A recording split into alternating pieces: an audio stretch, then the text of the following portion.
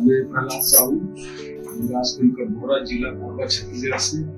और मेरा पुत्र अक्षत साहू है, जिनको बचपन से सिकल सेल डिसीज की प्रॉब्लम थे और इसका ट्रीटमेंट 1 साल के बाद हमको पता चला, हमने शुरू किया था।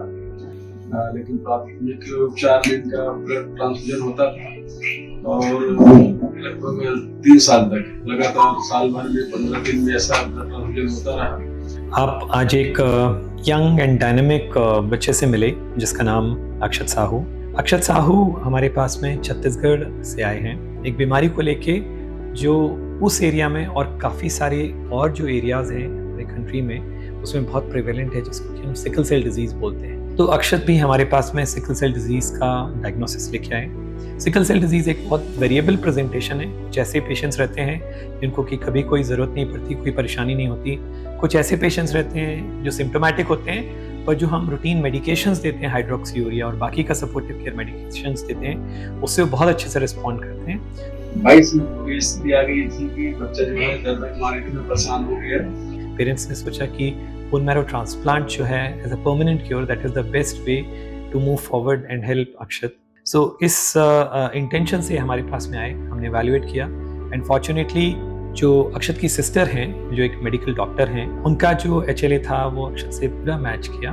बट जो दूसरा चैलेंज था वो एज थी, बिकॉज जो सिकल सेल डिजीज और थैलेसीमिया में ट्रांसप्लांट के आउटकम्स हैं, specially in adult patients, they are quite tricky. So age was something which was on the down side. हमने अक्षत को भी काफ़ी प्रिपरेशन के साथ में उसको ट्रांसप्लांट के लिए लिया। 2 महीने का प्रिपरेशन के बाद में fortunately his pre transplant course and post transplant course and transplant course was an eventful and as you can see आज करीब 100 days 110 days अक्षत को ट्रांसप्लांट के बाद में हो गए हैं। मेरे बच्चे अक्षत साहू का जो बोन ट्रांसप्लांट हुआ है, डॉक्टर साहब की टीम है, सबको बहुत बहुत धन्यवाद कहना चाहूँगा कि उनके एक सार्थक प्रयास से, उनके आशीर्वाद से मेरा बच्चा स्वस्थ हुआ है। और यहाँ के डॉक्टर खारिया बहुत अच्छे हैं, पूरा BMT टीम बहुत सपोर्टिव है।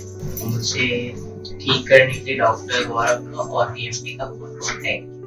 इस बीमारी को बहुत अच्छे से प्रिवेंट किया जा सकता है। अगर अनफॉर्चुनेटली कुछ बच्चे प्रिवेंशन के बावजूद भी सिकल से ग्रस्त होते हैं तो उनको हम सपोर्टिव ट्रीटमेंट से काफ़ी अच्छी ज़िंदगी दे सकते हैं। और अगर कुछ ऐसे बच्चे, जैसा मैंने आपको बताया, अराउंड 40% बच्चे जिनको सपोर्टिव ट्रीटमेंट के बावजूद भी काफ़ी कॉम्प्लिकेशंस होते हैं, उनको हम बोन मैरो ट्रांसप्लांट के द्वारा हमेशा के लिए क्योर कर सकते हैं।